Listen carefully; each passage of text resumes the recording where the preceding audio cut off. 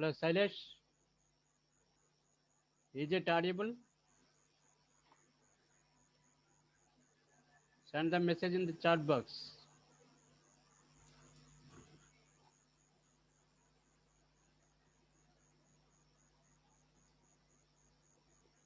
Okay, dear students,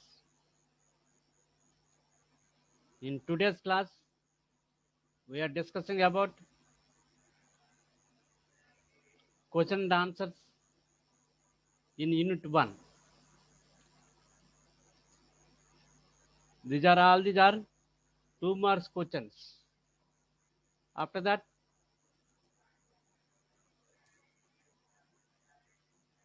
I will explain the essay type questions.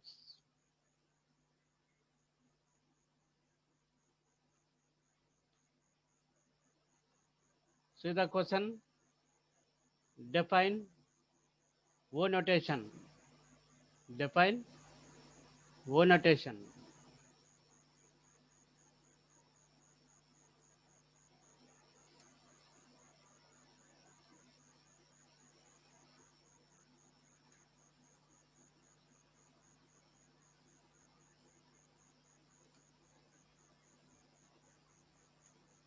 So what is O notation? A function T of n is said to be in big O of G of n. In big O of G of n is said to be in other function big O of G of n denoted by T of n belongs to big O of G of n if T of n is bounded above by some constant multiple of G of n. G of n is multiplied with some constant. Okay. T of n is bound above C multiplied by G of n for all large n. N is the input size here. That is, if there exists some positive constant C on non-negative integer n naught. So here C is a some positive number, positive integer constant. Under non-negative integer n naught. N naught is the positive integer. Then T of n less than or equal to C G of n for all n greater than or equal to n naught value. N naught is the some non-negative integer n value greater than or equal to n naught. Now define omega notation. A function T of n is said to be omega of G of n denoted by T of n belongs to omega of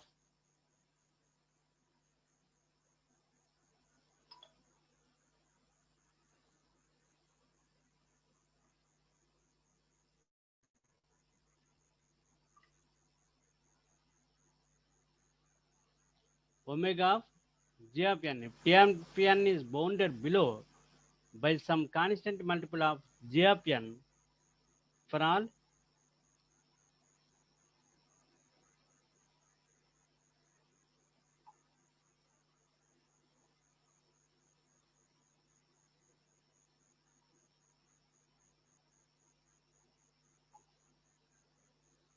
okay G of n for all large n, that is if there exists some positive constant C and some non-negative integer n naught such that T of n is greater than or equal to C multiplied by G of n for all n greater than or equal to n naught. So these are the things based on omega notation we are doing. So now what is theta notation? A function T of n is said to be in theta of G of n. Theta of G of n denoted by T of n belongs to theta of G of n if T of n is bounded both above and below by some constant multiple of G of n for all large n. That is, if there exist some positive constants C1 and C2 and some non-negative integer n0. n0 is the non-negative integer, that is positive integer, and C0, that is C2, C1 and C2 are the constant values, then C2 g of n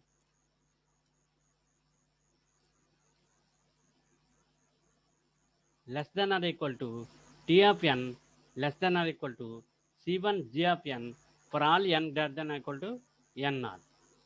So now see the next question. Mention the useful property. Mention the useful property which can be applied to the asymptotic notations and its use.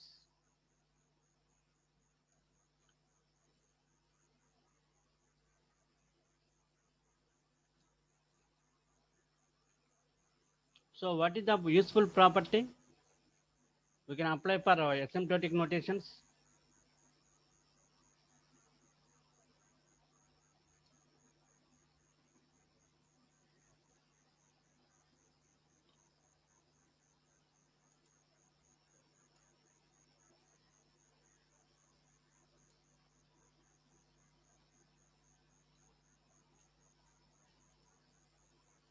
So what is the useful property? If T1 of n belongs to big O of J1 of n and T2 of n belongs to big O of G2 of n. Okay, we have the two functions T1 of n and T2 of n. T1 of n belongs to big O of J1 of n and T2 of n belongs to big O of G2 of n. Then T1 of n plus T2 of n belongs to maximum of G1 of n comma G2 of n. So maximum value will be taken, that is maximum of these two functions G1 and G2. So this property is also true for omega and theta notations. So this property will be useful in analyzing the algorithms that comprise of two consecutive executable parts. So in analyzing the algorithms, we are using the property. That particular property is T1 of n plus T2 of n belongs to maximum of G1 of n comma G2 of n. What are the basic asymptotic efficiency classes? Asymptotic efficiency classes.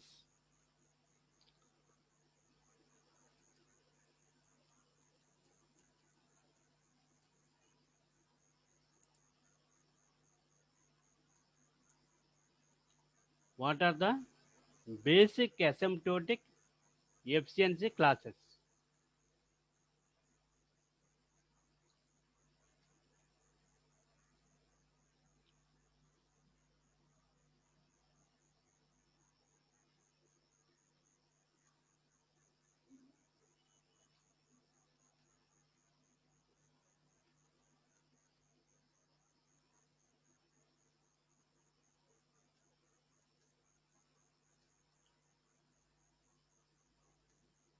See, we have the various basic efficiency classes are constant 1. 1 is the constant value. Logarithmic. Logarithmic is log n function. Linear means n. N log n means n log n. This is the time taken. See, right hand side values after colon indicates the time taken by the algorithm. N log n. Quadratic n square. Cubic n cube. Exponential 2 power n. Factorial of n. Now consider these are the different functions. So for a particular algorithm, it may take time 1 or log n time or n time or n log n time or n square time or n cube time or 2n time or factorial of n time.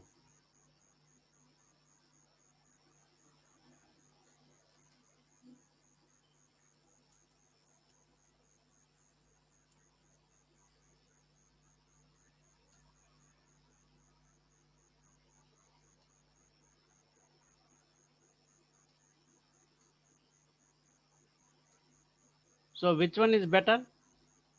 Constant time, logarithmic time, linear time, n log n time.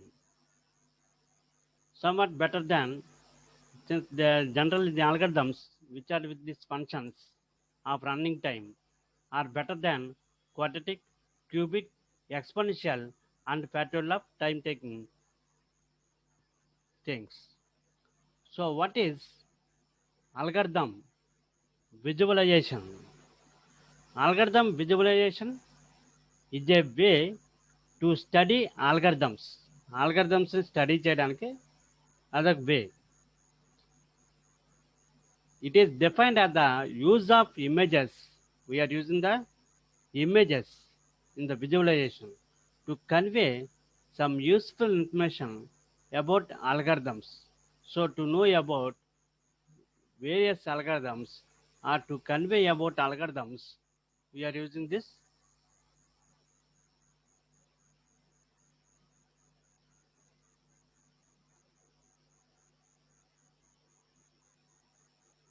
That information can be visual illustration of algorithms operation, of its performance on various kinds of inputs, or of its execution speed versus that of other algorithms for the same problem.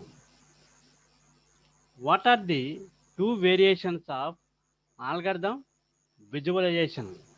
Algorithm visualize చేయడంలో అంటే visualise చేయడంలో what are the two variations? The two principal variations of algorithm visualization are static algorithm visualization, another one is dynamic algorithm visualization.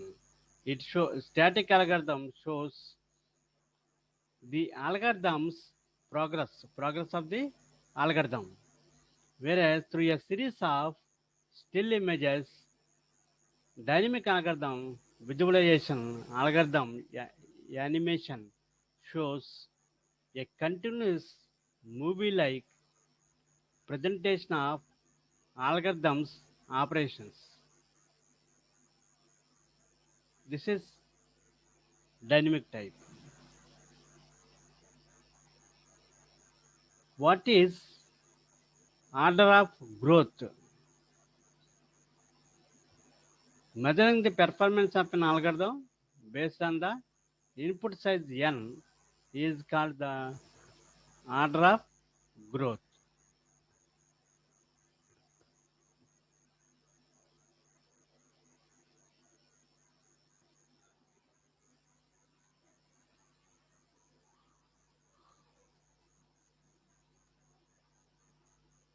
Now see the essay type questions. Explain about algorithm with suitable example. So you need to explain what is an algorithm, what is Euclid's algorithm, what are the characteristics of the algorithm. So these things you need to explain about when you are explaining the algorithms. So an algorithm is a, how you define algorithm? Algorithm is a sequence of unambiguous instructions for solving a computational problem. That is for obtaining a required output for any legitimate input in a finite amount of time. So within a finite amount of time, we need to obtain the output for the legitimate input. So we have the problem and converted into algorithm. The solution we are written by using the algorithm, and the solution steps are the algorithms, and the input is given some values for the computer, then you will get the output. Algorithm computing the greatest common divisor of two integers GCD of m comma n.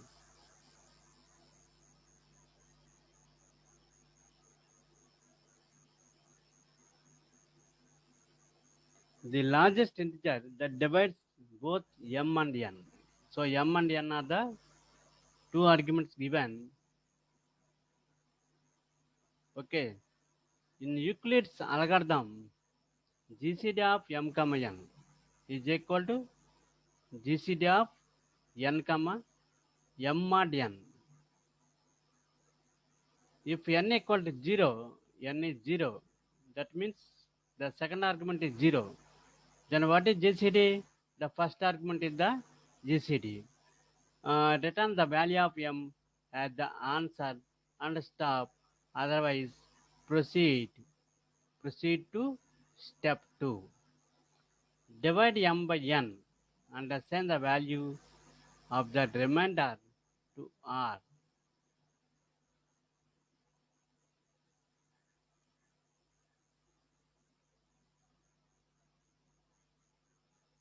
Assign the value of n to m and the value of r to n. Now go to step 1.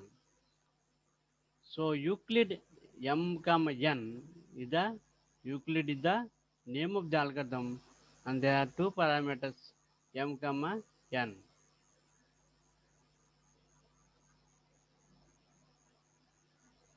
Computes GCD of m comma n by Euclid's algorithm.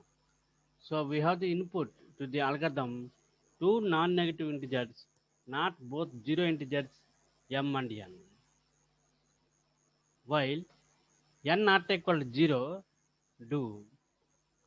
So r equal to m mod n. M is assigned with n and n is assigned with r. Now return m. See, if the second argument is 0, n is 0, then automatically the GCD of m comma n is m. So until when n equal to 0, that means you got the answer m as the answer.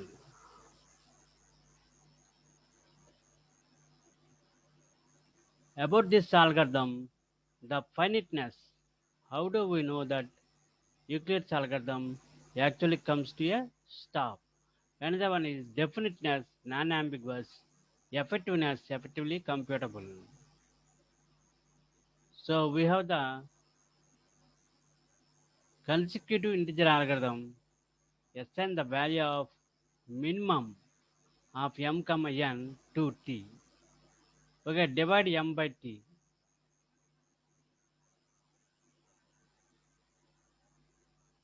Divide n by t. Decrease the value of t by 1.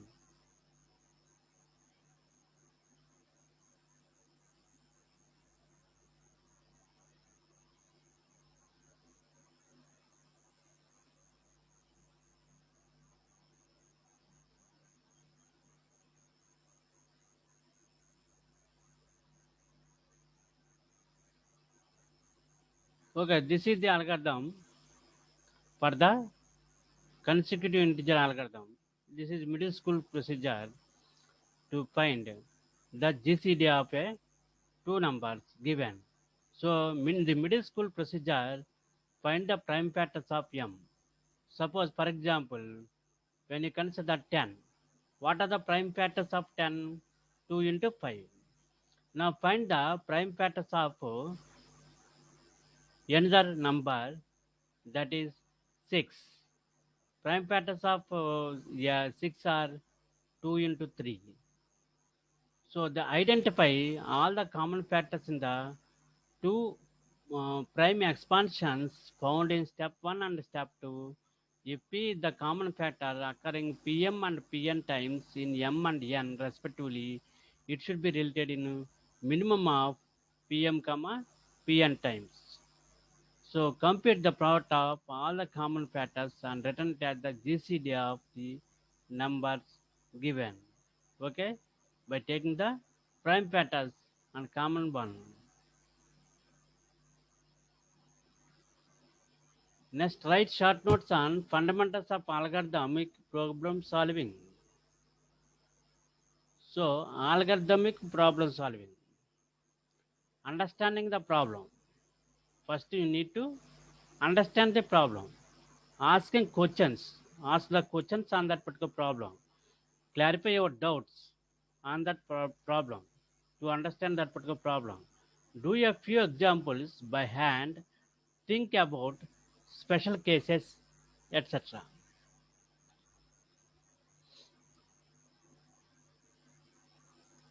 So first you need to understand the problem. Now deciding on exact versus approximate problem solving. How to solve this particular problem? Exact way and also approximate way. Appropriate data structures. So to solve a problem, what are the data structures needed for storing the data? So appropriate data structures also needed. And design an algorithm proving correctness by proofs, analyzing an algorithmని analyse చేయాలి.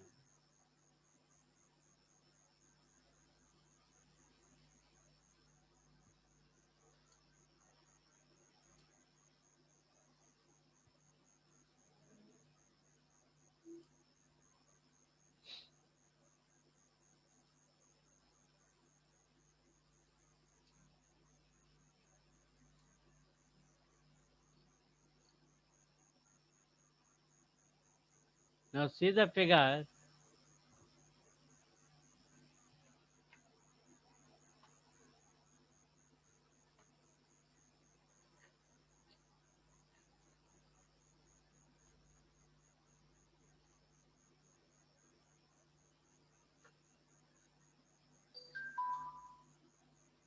So understand the problem.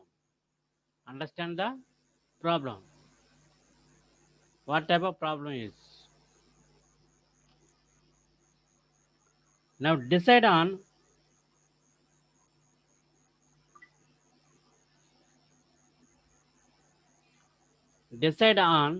computational means exact versus approximate solving.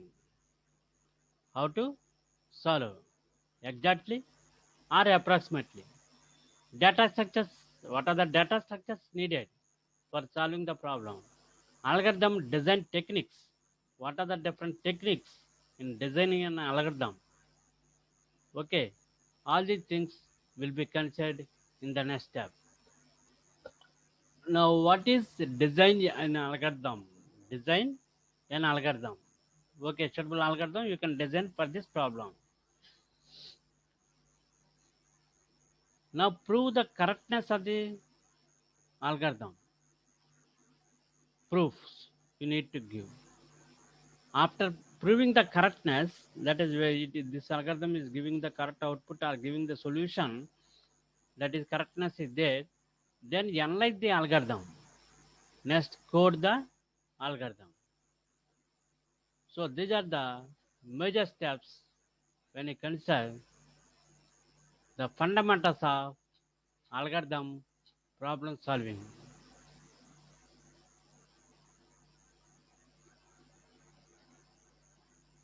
So time efficiency means how fast the algorithm runs.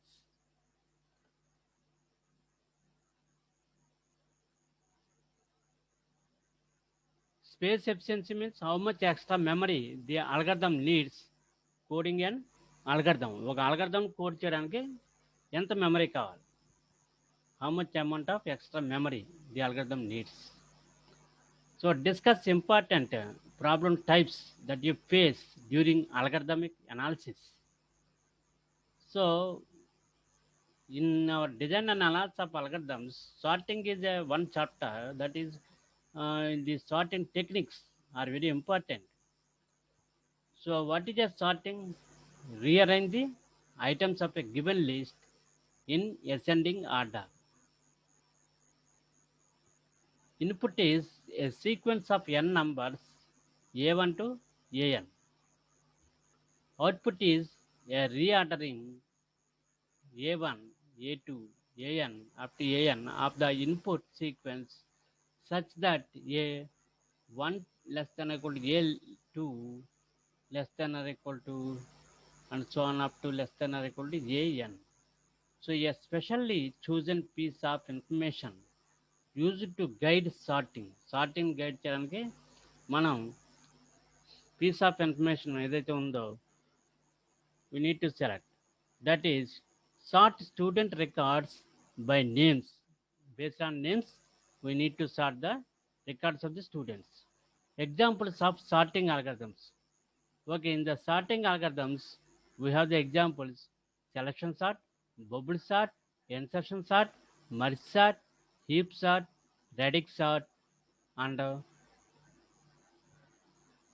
quick sort. So like this, different sorting algorithms are there. Evaluate the sorting algorithm's complexity, the number of key comparisons we need. So two properties, one is stability and in place. So what is stability? A sorting algorithm is called stable. Stable అని ఎప్పుడు అంటాం? If it preserves the relative order of any two equal elements in its input. Relative order of any two equal elements in its input. If it preserves the relative order, then we can say this one stable sorting algorithm. In place sorting algorithm. A sorting algorithm is in place. In place if it does not require extra memory except possibly for a few memory units. కొన్ని memory units తప్పించి మనకి ఎక్కువ extra memory అవసరం ఉండదు ఎప్పుడు in place sorting అయితే. So searching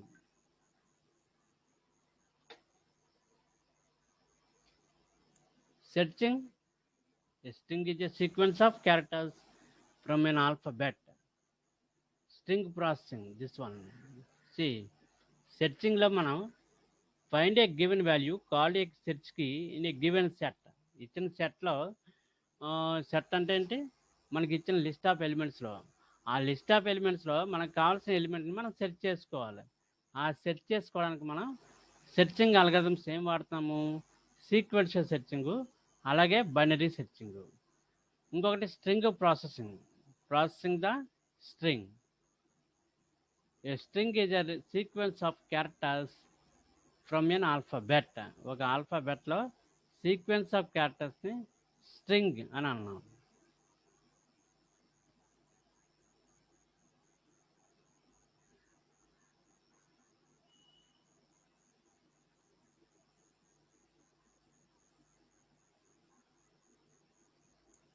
We have text strings, letters, numbers, and special characters.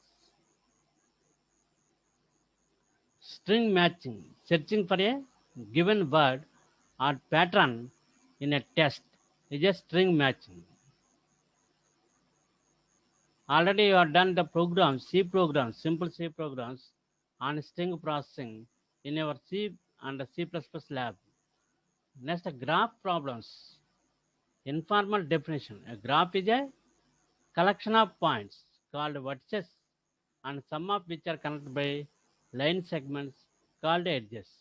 So already you know a graph consists of vertices and edges. So you can represent a graph by using g of v comma e. So modeling real life problems. Modeling World Wide Web. Communication నెట్వర్క్స్లో కూడా మన graph theory apply అవుతుంది.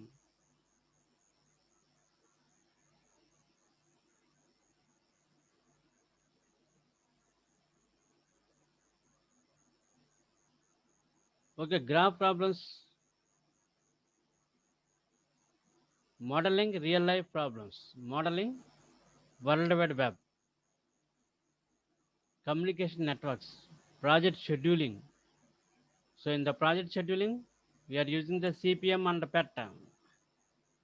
Okay, examples of graph problems, graph algorithms. Examples: graph traversal algorithms, shortest path algorithm, topological, algorithm.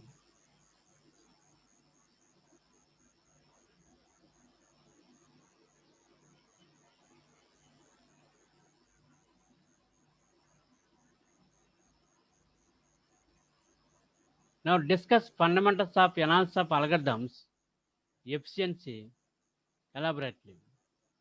So algorithms efficiency, three notations. Already you know. We have analysis of mathematics, efficiency of mathematical analysis of recursive algorithms, analysis of efficiency of mathematical analysis of non-recursive algorithms. So we have the recursive algorithms and non-recursive algorithms. The efficiency you can analyze.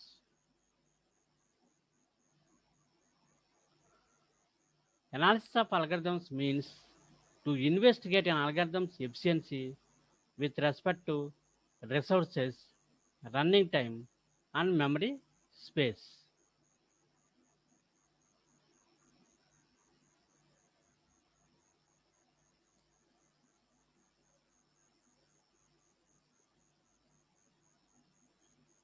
So already you know time efficiency and space efficiency. Another one is measuring an input size, measuring the running time. Next one is orders of growth, worst, worst base case, best case, and average efficiency. Now measuring input sizes.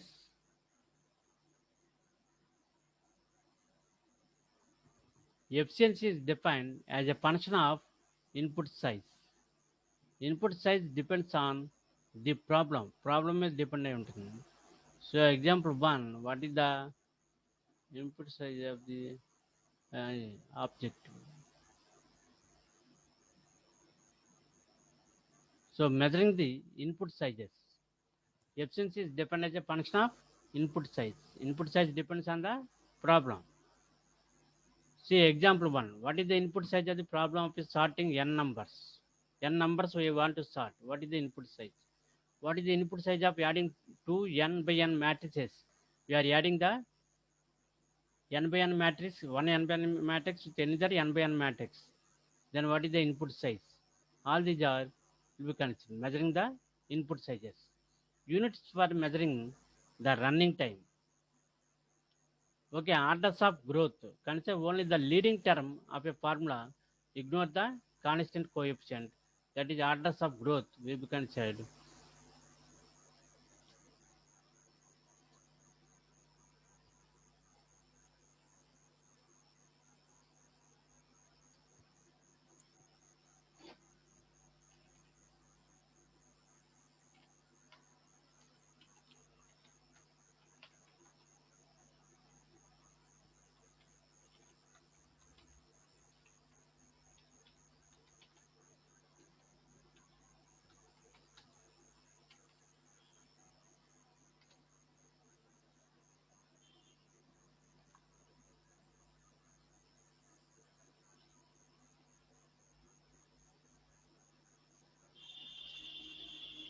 Okay, we have the worst case, best case, and average case efficiency.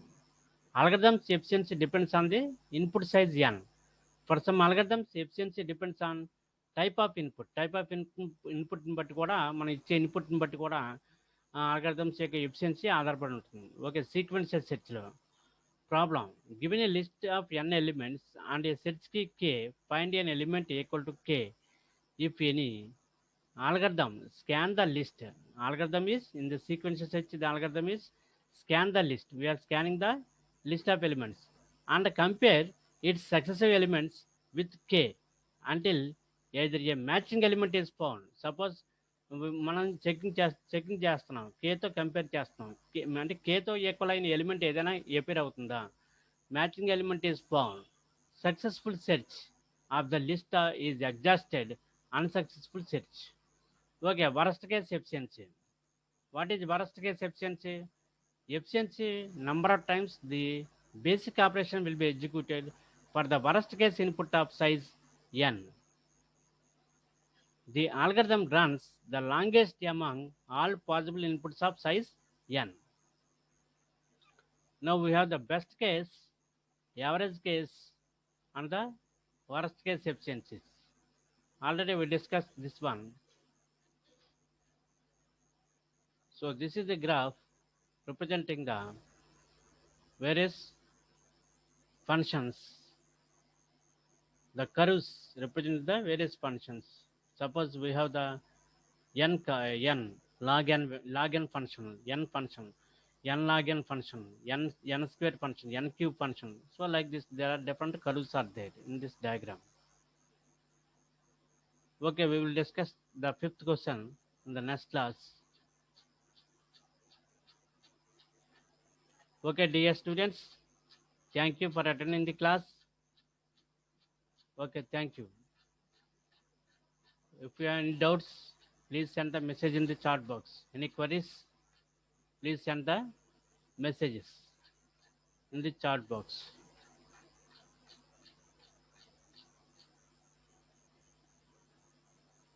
Okay, dear students, thank you.